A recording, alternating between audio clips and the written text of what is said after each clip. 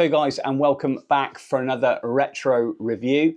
For those that haven't watched any previously, I've done these in chronological order for the 1D series, and I started at the 1D Mark III, and then I've done the 1DS Mark III also. Today we're going to go into another camera, one that was introduced after the 1DS Mark III. For those that haven't watched any of my previous, the reason why I'm doing these retro camera reviews is just to show people out there on a budget, people that may not want to shoot video, that these cameras, although old, may still offer a really good option for you as a photographer if you're starting out.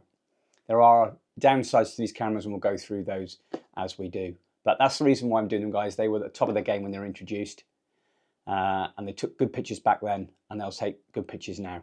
So that's really what I want to do this for, and you can pick up some absolute bargains.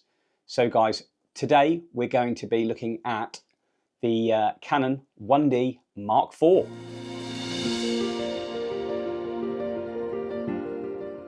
So guys, here we are, Canon 1D Mark IV, a camera that I have owned before. I had this camera for a long time.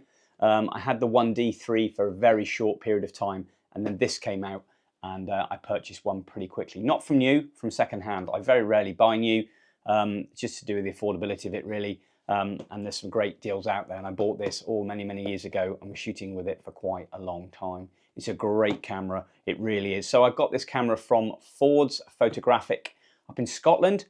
So I ordered this from Canada, and when I went back home I picked it up from my home address and brought it back here to Canada. So guys, we're just going to go through the basic specs of this camera. So this camera was introduced onto the market December 2009, so it is an old camera, 15 years old, but it is a significant upgrade from the 1D Mark III, which had issues with the AF. This came out and it had a significant jump in megapixels. The 1D3 was 10, and this one is 16.1 million pixels. The price when it hit the UK market was just shy of £4,500. In the US, it's about $5,000. Okay, so it's a 16.1 million pixel sensor. It's an APS-H sensor, so it's a 1.3 times crop, and it was the last ever 1D DSLR that was created with the crop sensor. So it's a great camera, fully weatherproofed and all that sort of stuff. But that is the last ever 1D DSLR ever made. So it's nice to have one of those with me. It does 10 frames a second. It's pretty fast. We'll put the various specs up on the screen as well, guys, with buffer lockout, etc. But it's a really good camera and pretty fast. And it's also the first camera that does video. So this was the first 1D body that was introduced that does video. So it shoots, so it'll do 1920 by 1080 at 30 frames, and it'll do 1280 by 720 at 60. So quite significant then. I guess by now it's still pretty crude, and that'll shoot up to about half an hour's worth of video, provided you've got a card that's good enough to store that video file on. But yeah, quite significant thing being the first one. So, it's starting to move up into the realms of video there, and as things go on, obviously today's up to 8K, etc. It's crazy, but that's what it was back then. It's got a 3-inch Clearview 2 screen on the back, and that is a new design screen over the 1D3 and the 1DS3, and it's also 3 inches as well. So it's a nice, good size screen on the back there, which is in the Clearview 2. It's to do with the protection, the glare, etc. So it's quite a lot improved. It's a 45 AF point focus system on this. So same as the previous, except you've got more horizontal, vertical selectors on there, but we don't want to go into that too much now. It weighs about 1,374 grams, so not the heaviest 1D body, but still there's a bit of weight there. It also takes the LPE4 battery, which we've gone on before, which is in the 1D3, 1DS3, so fully interchangeable there.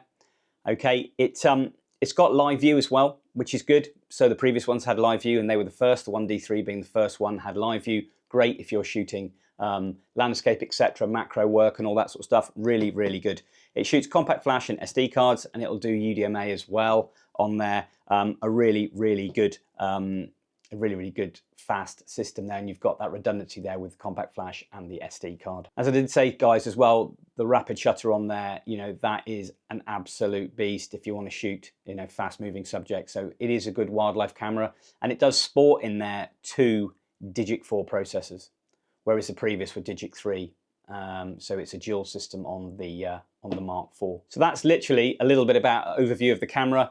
You know, we're going to do a quick open the box now, see what condition this camera's in. It's described as excellent condition. It's got all the bits. So we're going to go through, open box, and see what we've got.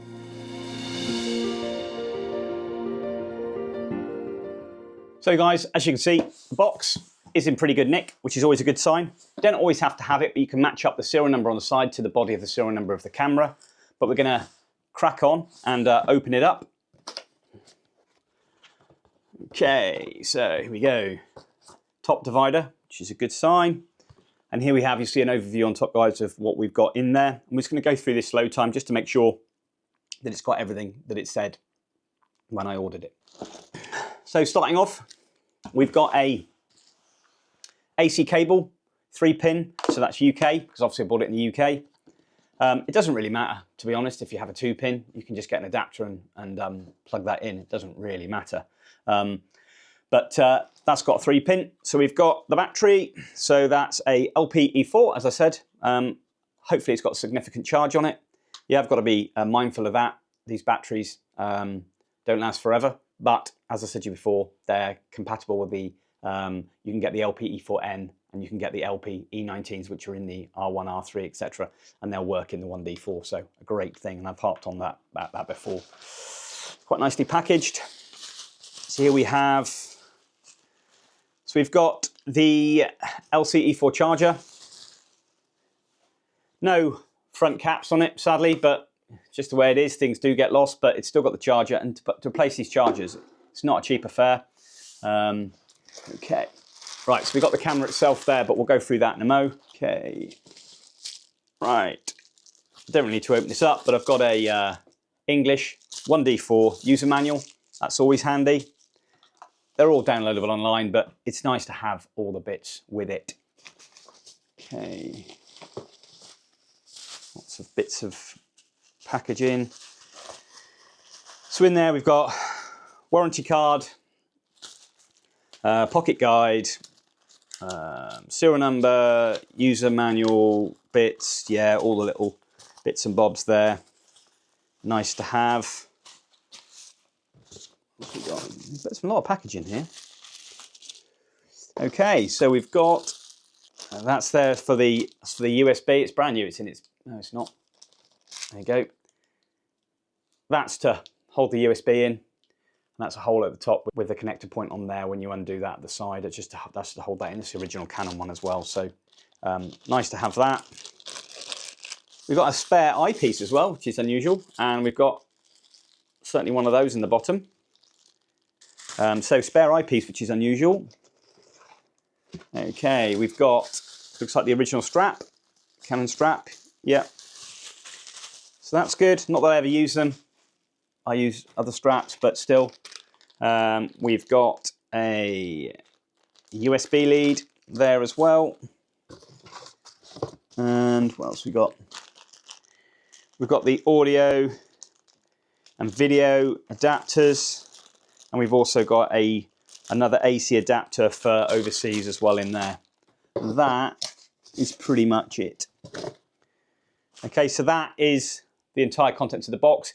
There are a few dividers missing. There are a few little accessories missing, but at the end of the day, it's got the battery, the charger, it's got the leads, it's got the strap, user manual, etc. Quite happy with that, really. So all in all, pretty happy. Right, just going to go through the camera itself now, open it up. Nicely packaged, but not in its original packaging and not in the box that it houses itself in. That's not really a deal breaker, that one, at the end of the day, for a camera that's 15 years old. Oh, I love opening new cameras, even though they're old and second-hand. Oh, yeah. So, here we have the Canon 1D Mark IV. Nice to see that that is also fitted there. I've been really lucky with these because you just don't get these. You know, these are really difficult to get hold of. Okay, so looking over the camera visually, get that back in. So placement eyepiece here. So I've got one in there, the original, and this looks like an aftermarket one. But looking at all the buttons there, screen at the back, it's really clean. Yep, bits at the side, caps. These are all functioning there. Different design at the side now from the previous models. They've redesigned this one quite a bit. The USB, they're all working fine. There's a slightly different layout there, and you've got the phone and connect the video, the mic connector as well. AV digital on the HDMI on there as well, guys, obviously, because you've got video now. Didn't have HDMI on the previous ones. You got flash remote control, and yeah, they're all good. Pins are all good. So looking around here, looks really, really good. There's a few tiny little scuffs on top, but we're talking minimal, real minimal. There's a screen, everything else is looking pretty good. The memory door at the back, test those out, make sure they all work.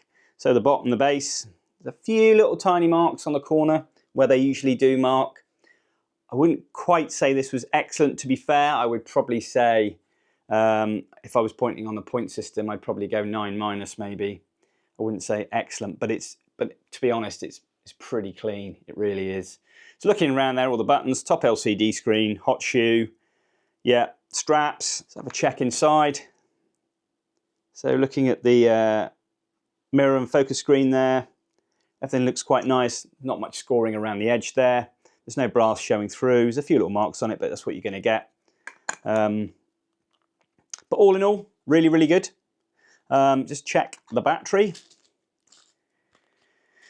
Ordinarily, a lot of the times when they come, they're pretty discharged, so there's no point in charging them up. So put it in. Let's make sure this works.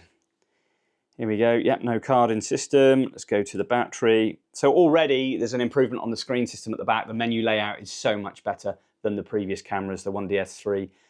It's a lot better laid out and a lot more easier to use. So let's have a look at the battery situation, battery info. Wow. So 92% charge and maximum battery on there. So you can see that, but that's pretty cool. So that shows the battery's in great condition and doesn't need recharging or recalibrating. So yeah, all really, really good. Before we go out in the field with this, I'm going to whack some memory cards in just to make sure the memory card slots work, but that's always one thing to bear in mind. Make sure all the pins, functionality of everything works. Make sure the memory cards work. Make sure it's got the latest firmware update as well, which I need to check. Once that's done, put a lens on it and head out into the field. And what I didn't say, guys, as well, I found out the shutter count on this one. The shutter actuation max or life on this camera is 300,000, and it's taken 50,400 pictures. So well within its life. As we all said before, these go on a lot longer than their stated life anyway. But all in all, really, really pleased with that. You know, there's a few little marks on there that I didn't see on the pictures, but everything works, everything looks good. And then if you look at that snapshot of that from a distance, it looks absolutely great condition. Yeah, we're all happy, really. A few little marks on the base there. Usually when people have screwed down a tripod adapter plate to the bottom. But all in all, really happy. Looking forward to getting out and using this because we move into the realms of auto ISO with this one. So it's going to be a little bit easier when I'm out in the field shooting. I don't have to keep worrying about varying changes in the ISO and I'm trying to track a bird or whatever moving, because that can be a bit of an off-putting situation unless you're real quick with the dials. But the layout is pretty much the same, classic 1D body. Yeah, so what we're going to do now is firmware update. Battery's fine, good to go. Stick a lens on there and we're going to head out into the field and see what we can get.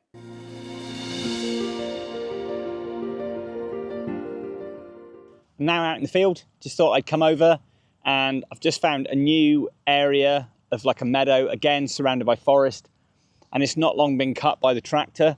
So I'm hoping we might get some birds of prey in, having a look over the grass, areas that have been cut, maybe some smaller bird species after insects. And I've just come past a tree with a bird on top that I could see its silhouette from a distance, and it looked like a shrike, and it was.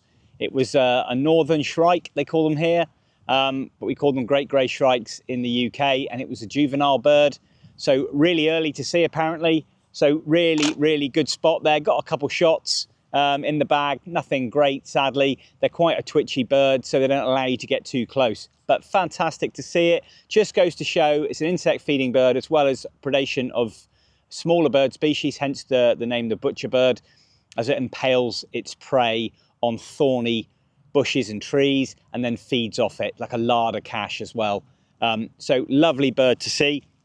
And I'm using the Canon 1D Mark IV, obviously, and the EF 400 f5.6, which is a great little lens, and with a combined crop factor of 1.3 crop on there, gives me a nice bit of reach. So going to head out, going to go around, really walk around for the afternoon, see what we can see. Got a smaller lens in the bag as well for a bit of maybe a few portraits of some nice colour of the fall leaves on the trees.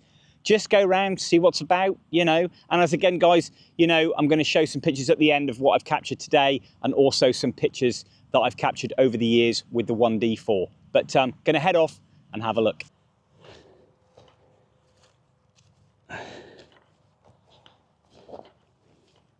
I tell you what, the fall colours at the moment are absolutely fantastic.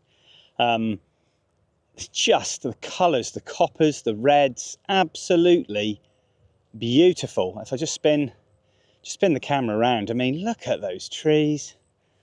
God, it really is beautiful, man. It really is, with that blue sky. Amazing. Even it's lunchtime today, and you know, the sun's out and it's bright. It's just amazing, beautiful colours, absolutely outstanding. So I'm going to have to move locations. They're coming back and forth over the meadow again with the tractor and swipe, so it's probably not a good place to be at the sec. So I'm going to go somewhere a bit quieter. Going to head up to my heavily laden rowan tree, hoping we might get some waxwings in. It's gone pretty cold. Had the first frost this morning, so things are starting to become different here with the cool weather. Certainly first thing in the morning it's gloves already, and we're obviously in a latter part of October now. So yeah, still gonna hopefully set along the river as well now. I'm gonna cross the road. Got a light outfit today, which is great. I got my Siggy Steuben bag in the back, so I've got a seat box I can sit on. Hopefully do a bit of filming if I can, and see what's about. There's no guarantees going to see a great deal, but I'm sure if it's there, I'll find it. But it's just great to be out.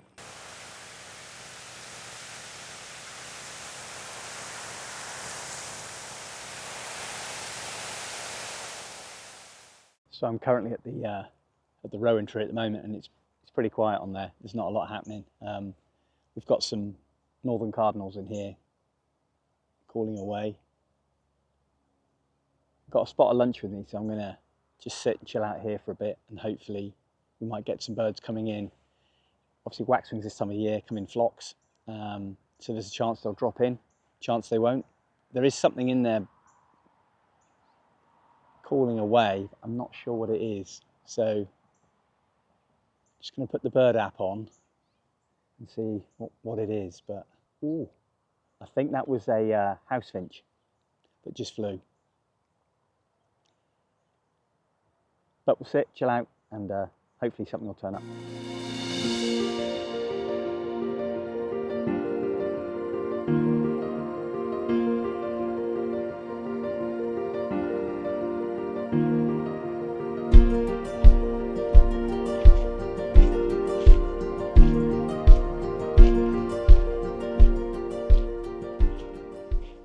So I've come quite a way now from the house, and it is thin on the ground. I kind of expected that, but still it's nice to be out. I've just come to a fairly quiet area of copse of trees where I've been to before, and I'm just going to go along the meadow edge and hopefully see if we can pick up some bird species.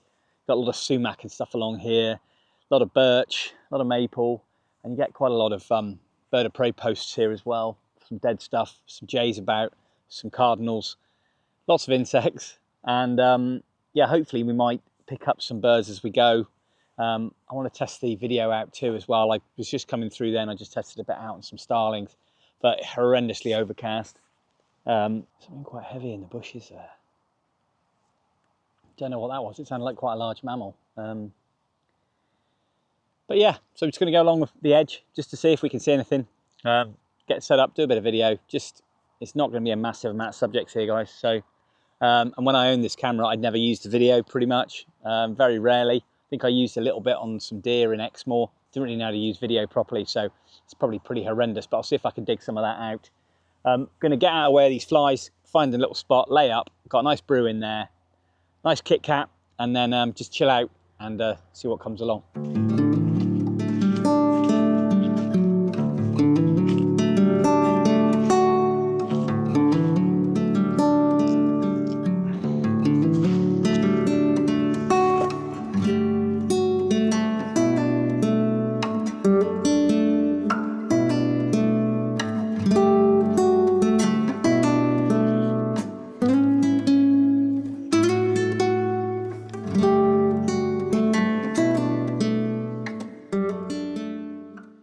So currently shooting for the video is shooting 1920 by 1080 at 30, and that's max video for the camera. So it's not amazing by any means.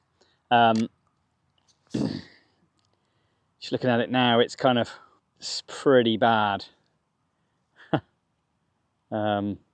Focusing is very, very slow in and out. So let's have a go. So okay, so I'm shooting there well overexposed. Okay, so gosh, that's just like, okay. So switch to live view. Just record a little bit of video. It's quite a crude method of video as well.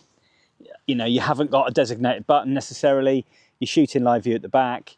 You've got your function button at the front, you press and that's your record and that's your stop. There's no red indicator, there's no indicator at the back. You can customize it obviously a little bit better.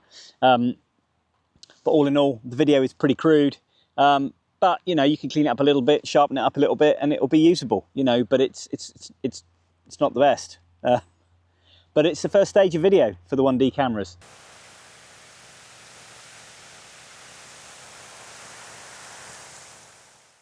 I really hope there would be a few more decent subjects here today, and you know, I could keep coming out time and time again, and I will eventually get results. But I don't have the time to spend an inordinate amount of time doing these reviews. It's more of a talk through, use them in the field, talk about how things have progressed from model to model. And this one, quite a significant upgrade from the 1D3. 1D3, you know, a 10 megapixel sensor. This one 16.1 million, so quite a significant shift. Same frames per second, does video, does auto ISO. So, you know, there's some significant upgrades as well on the side of the camera. HDMI, etc. The functionality at the side's changed. Mainly the ergonomics is kind of like the same battery. It's got that crop sensor again, that's that 1.3 crop sensor, but you know, it's a great camera. You know, it is, and it takes some great images, and the files are really, really nice, and we'll be sticking some on the screen at the end, as I said, guys, to show you some images from today and from old. It's kind of a perfect spot here along the base of the airfield, rather noisy with the aircraft. We're going to have a little mooch along the hedge line in a minute, just with the camera off the tripod, and see if we could pick some birds out. But I've got the harsh light of the day again, but you know, still I've got to make do with what I've got really today. But you know, for what it is and for what I paid for it, you know, I think I paid for this camera a little bit more than I would like to have paid for.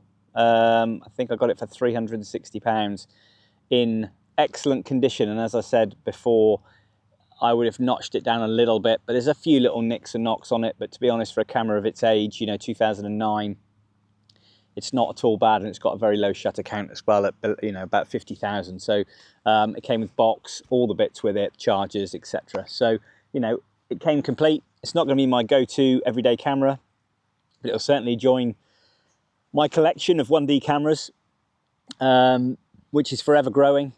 And it's nice to have these back, and it's good to go out now and then and just shoot with them. You know, they do produce some lovely images and some lovely colour science there. Certainly if I was shooting, you know, back in the day, I was doing YouTube and I'm using this, you know, I'd have made do with what I've got. But no stabilization, video's basic, you know.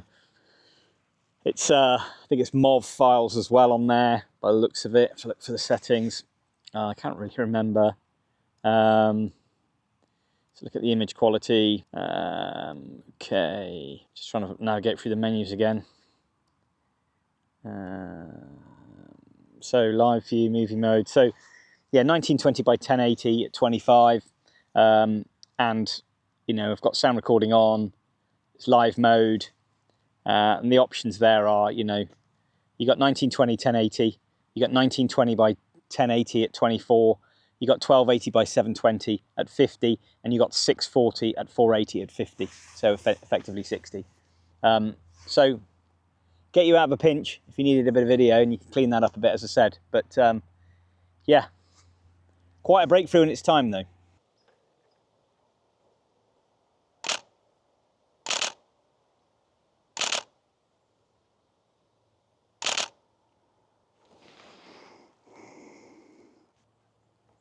So as you can hear there, guys, we've got a nice little sunny corner here, and it's a nice lot of chickadees, and there's woodpeckers in there too. Oh, chickadees there, perfect.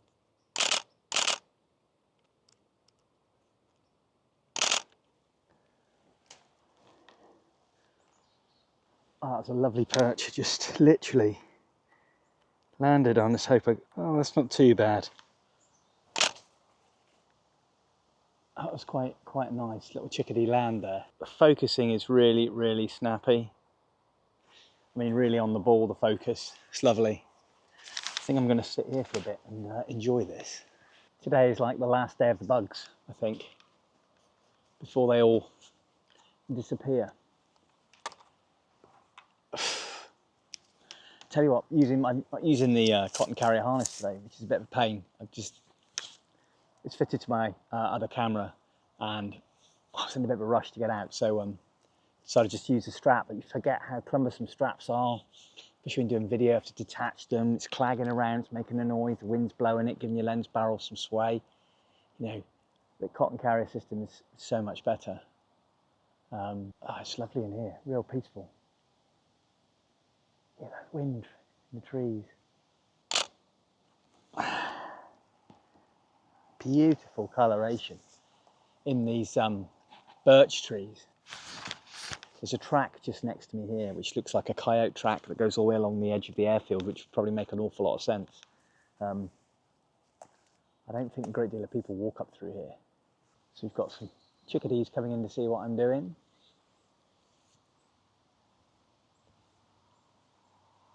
Beautiful colours with the leaves here, absolutely lovely.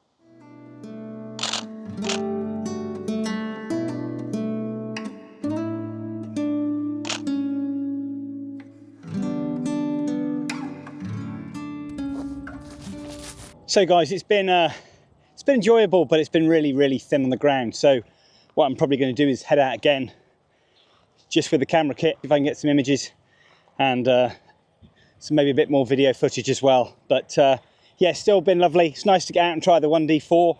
And when we get back, we'll just have a little talk through about how I got on, some of the things I encountered, and some of the improvements that were really, really good compared with the last two reviews, the 1D3 and the 1DS3. So, but yeah, thanks so much for watching, guys.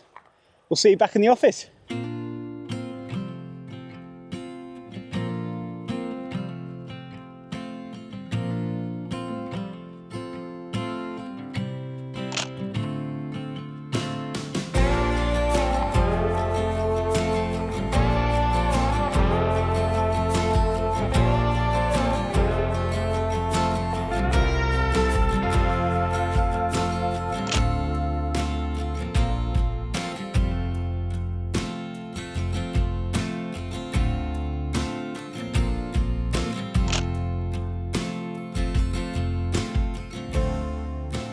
So I hope you enjoyed the little section there of some video I got and some images the following day after I did in the field of an eastern phoebe.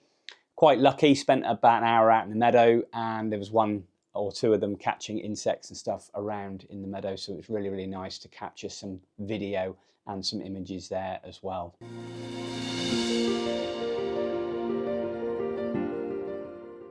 So I really hope you enjoyed that review of the Canon 1D Mark IV. It is a great camera. You know, it was the last, as I said, in the line of 1D crop bodied cameras, and it has a lot to offer at that 16.1 million pixel sensor and that APS-H sensor there. Beautiful colors. It really is a great camera. Really, really good frames per second. Video, not so good, but it's usable.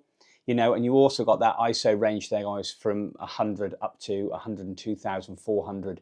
102,400 is hideous, by the way. I think it was more of a marketing ploy at the time just to say they could go that high, but it isn't really usable at all. So at high ISO, that high, they do H1, 2, and 3. Not so good very high up, but it will really push the ISO range a lot better than the 1D Mark III cropped camera, which was before this one.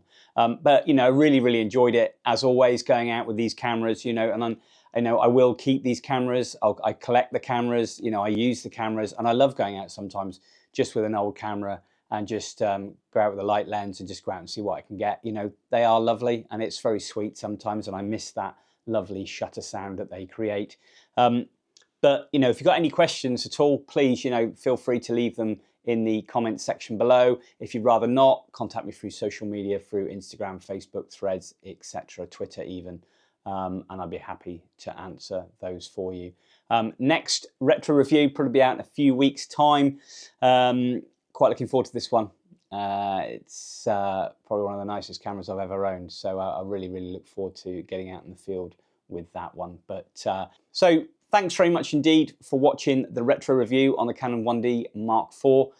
Really enjoying all the interaction I'm getting with these nostalgic retro reviews. I really enjoy it. And once I get to a certain camera level, I may go back and get some older digital cameras. We shall see. But I really, really enjoy doing these. You know, I really do. It's such great fun. And it's also good to show you out there that these cameras still will deliver in the right hands, in the right condition, and you can pick them up really, really cheap. As I said, I spent, I think it was, you know, less than £400 on a camera like that was once worth £4,500.